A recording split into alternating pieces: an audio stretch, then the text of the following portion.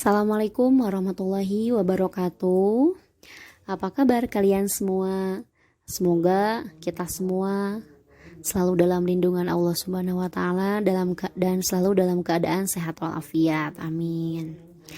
Hari ini kembali lagi dengan mata pelajaran Bahasa Indonesia untuk kelas 10. Semoga kalian tetap semangat mengikuti proses belajar mengajar ini, walaupun proses belajar mengajar ini dilakukan secara daring.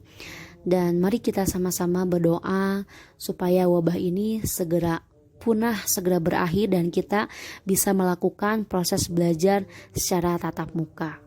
Amin. Dan untuk pertemuannya sekarang, kelas 10, yaitu pembahasannya adalah tentang puisi. Tentu dong kalian gak asing lagi dengan apa itu puisi, dengan kata puisi. Tentunya kalian pasti pernah mendengar, entah itu dulu waktu kalian SMP atau mungkin SD.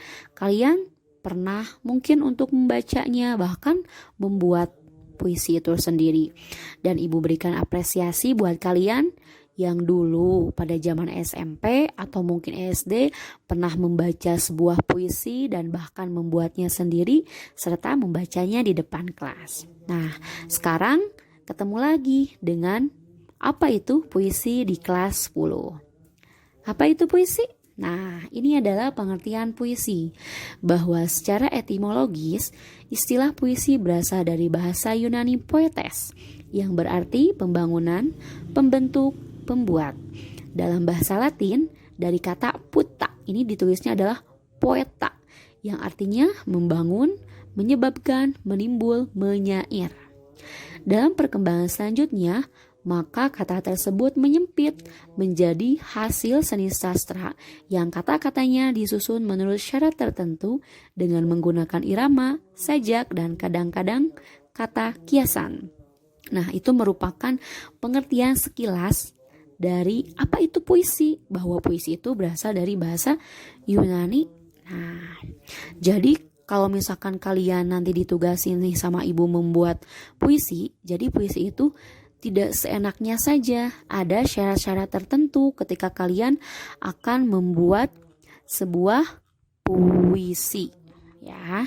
Menurut Samuel Taylor Coleridge menyampaikan, puisi itu adalah kata-kata yang terindah dalam susunan terindah. Puisi merupakan sebuah seni tertulis. Dalam bentuk seni ini, seorang penyair menggunakan bahasa untuk menambah kualitas estetis pada makna semantis.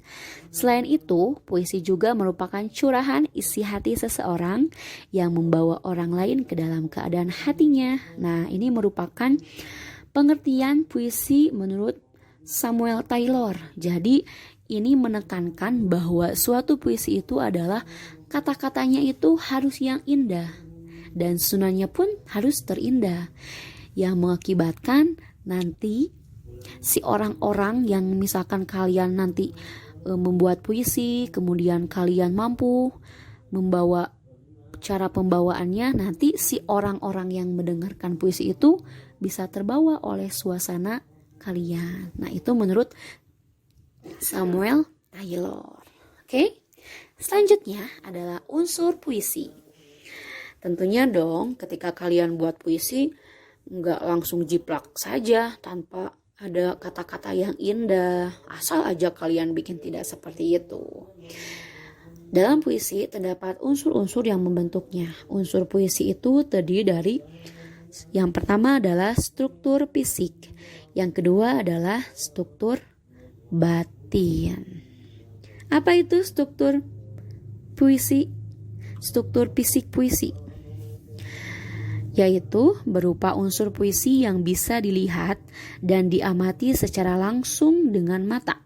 Ya, fisik, otomatis kan fisik itu adalah bisa dilihat oleh kita. Mana fisiknya? Mana buktinya? Nah, itu adalah struktur fisik puisi. Yang mana struktur fisik puisi ini terdiri dari diksi, citraan atau imaji, majas, kata konkret, tipografi, dan rima. Struktur fisik puisi yang pertama adalah diksi. Diksi itu adalah pemilihan kata oleh seorang penyair untuk mendapatkan efek yang sesuai dengan keinginannya. Pemilihan diksi pada puisi sangat berpengaruh dengan makna yang ingin disampaikan penyair. Jadi diksi itu lebih ditekankan pada pemilihan kata, ya. Tidak sembarang ya ketika kalian akan membuat sebuah puisi. Yang kedua adalah citraan atau imaji.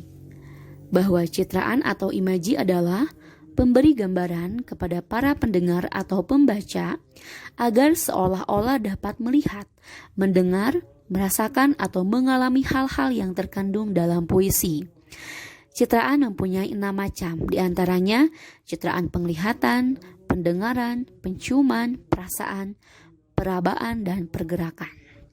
Jadi ini lebih menekankan cara menyampaikan puisi itu sendiri. Memberikan gambaran kepada para pendengar ketika kalian membacakan sebuah puisi. Yang ketiga adalah majas. Majas adalah pemakaian bahasa dengan cara melukiskan sesuatu dengan konotasi khusus, sehingga arti sebuah kata bisa mempunyai banyak makna. Yang keempat adalah kata konkret. Apa itu kata konkret? Kata konkret adalah susunan kata yang memungkinkan terjadinya imaji. Kata konkret seperti permata senja menggambarkan pantai atau tempat yang sesuai dengan datangnya senja. Selanjutnya adalah tipografi. Tipografi itu adalah bentuk format suatu puisi seperti pengaturan baris, batas tepi, kertas kanan, kiri atau bawah, jenis huruf yang digunakan. Unsur ini berpengaruh pada pemaknaan dari isi puisi itu sendiri.